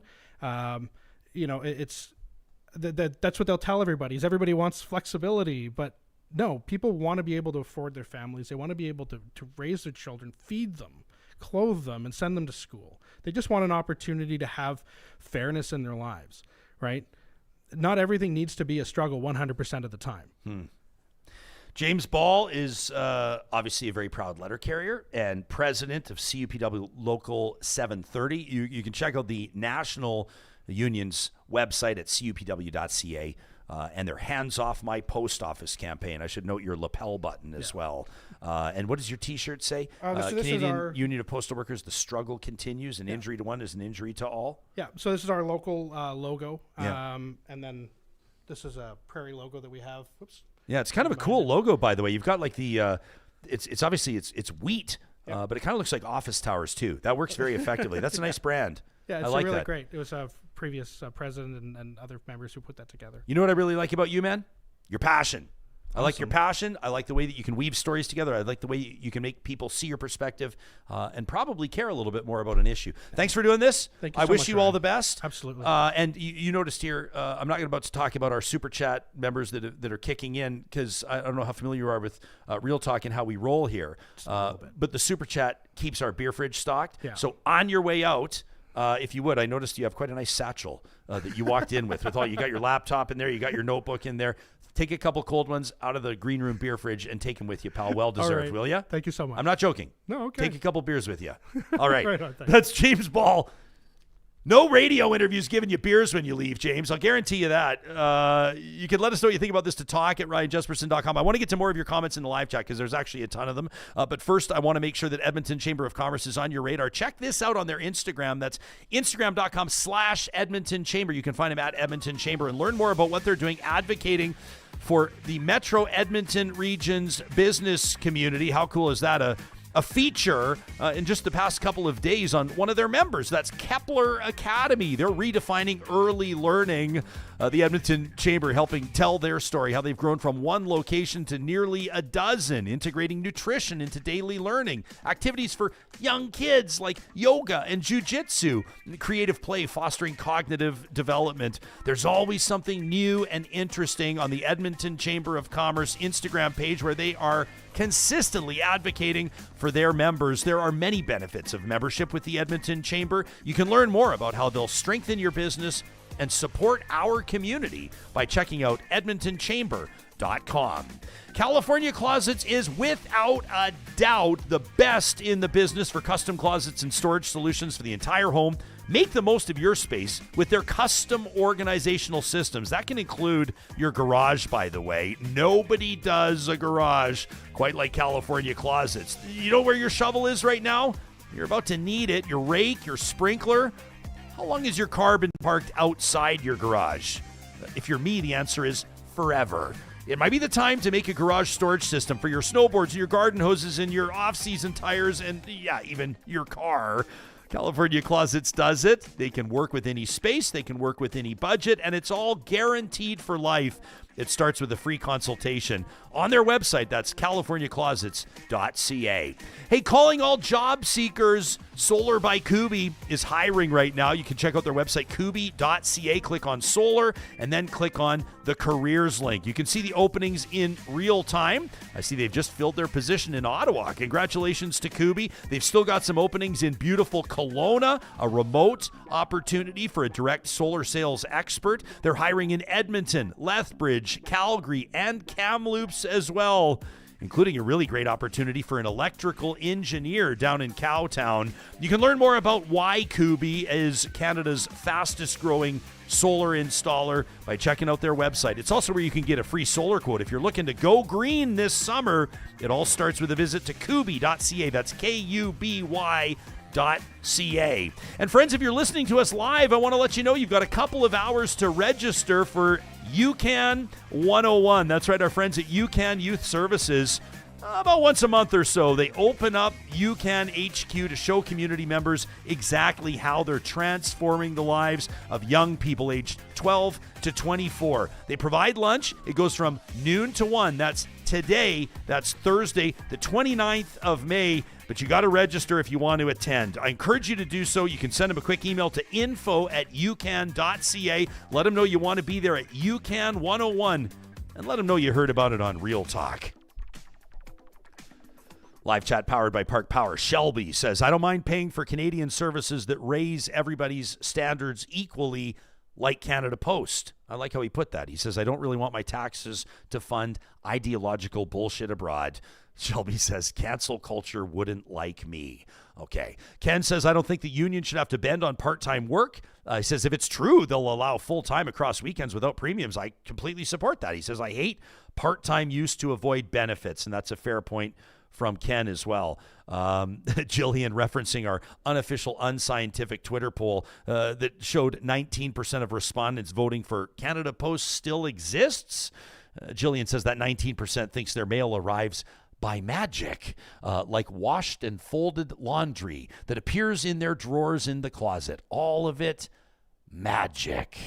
Okay. I see a lot of people talking as well, again, about a nationalized version of Starlink, like government infrastructure for communications access. I know some people will say they don't want government getting in the business of business. They don't think that that's the type of thing that should be publicly funded. I actually think, and I don't know what the dollars and cents would look like, so let me just say I'm intrigued. I don't want to go on the record and say I support it, but I do know that in particular, many, many rural communities in Canada have the most rudimentary and ridiculous internet access. And as we look to a world where everything happens online, like there's people, Johnny, that are still using dial-up. You know what I mean?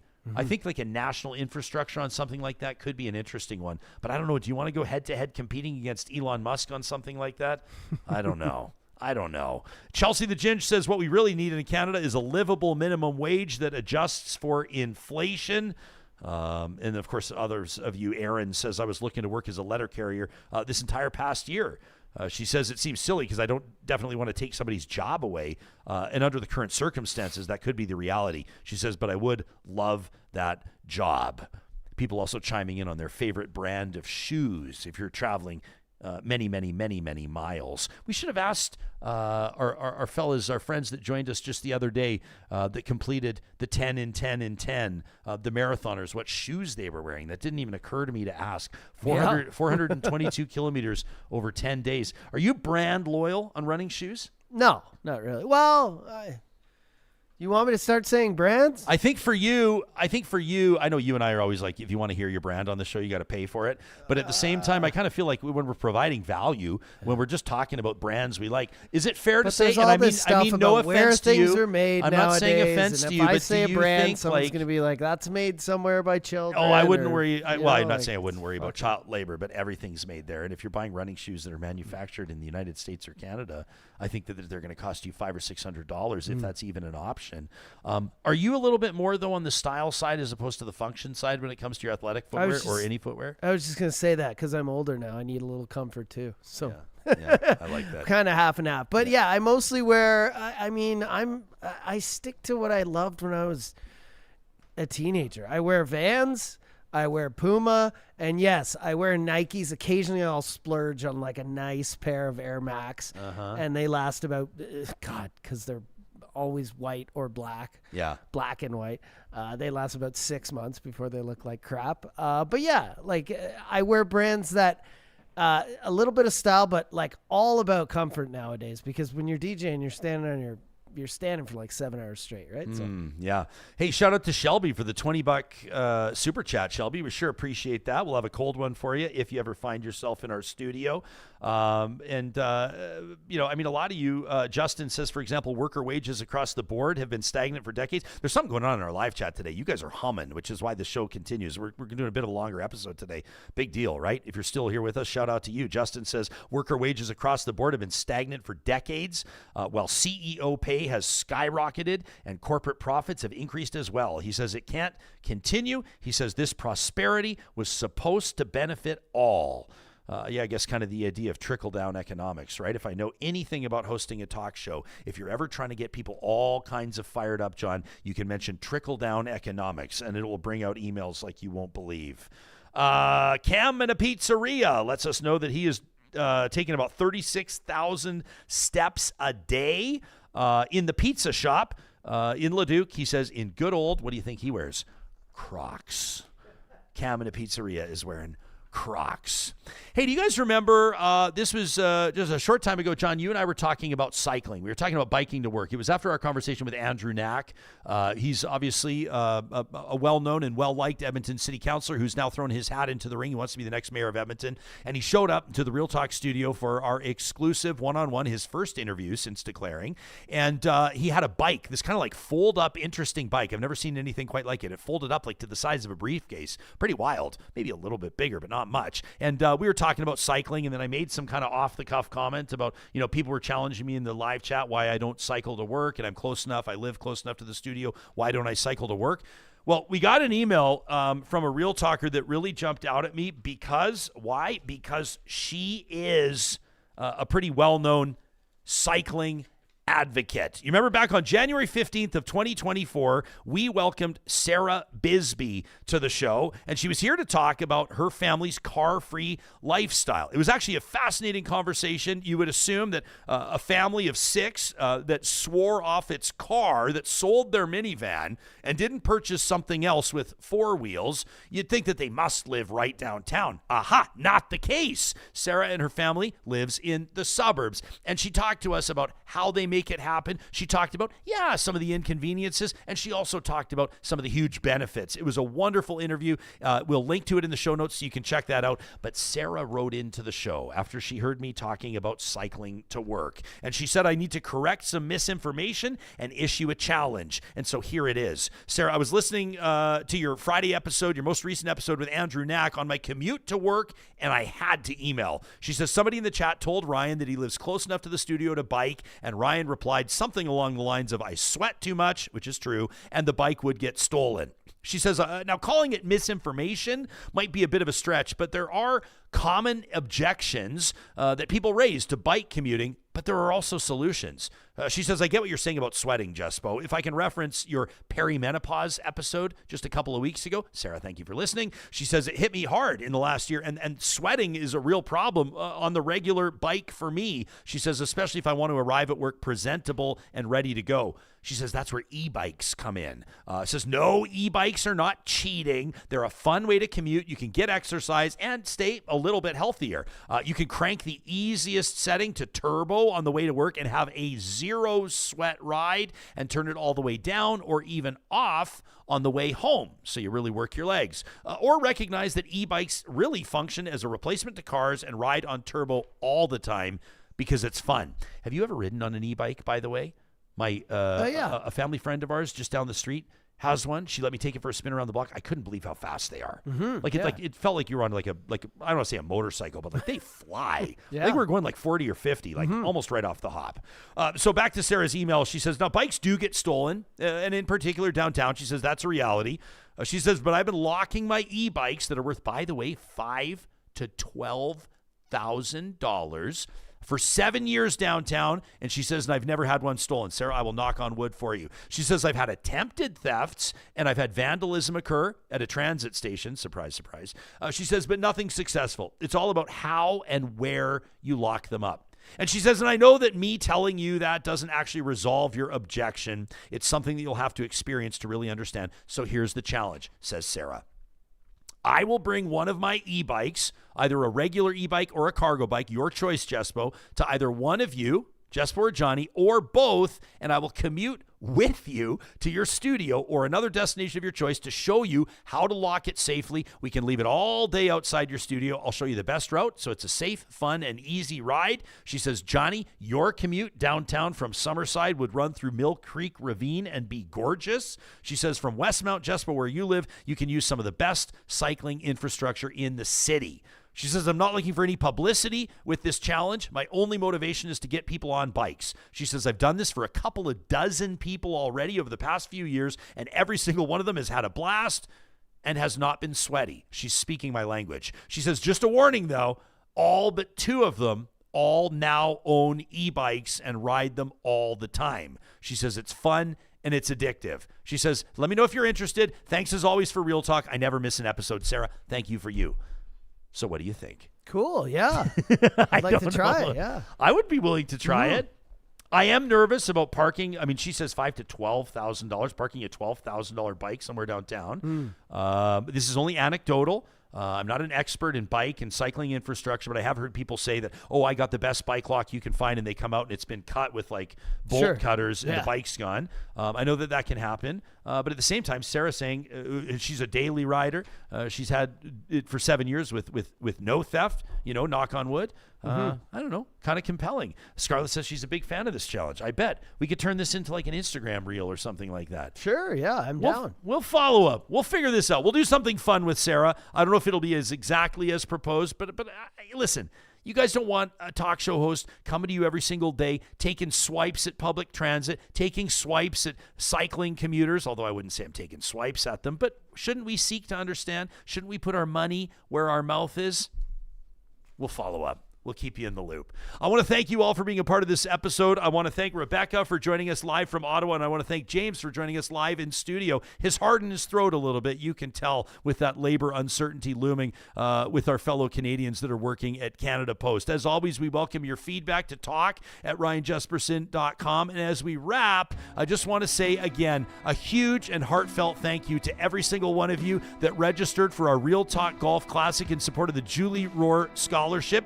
This is an official note to let you know that the tournament is sold out. We're going to have a wonderful day on the 19th of June at the Ranch Golf and Country Club. We do still have some opportunities for sponsorship and, of course, for volunteers. You're not a golfer, you want to come hang out, send us an email to golf@ryanjespersen.com. We'll talk soon.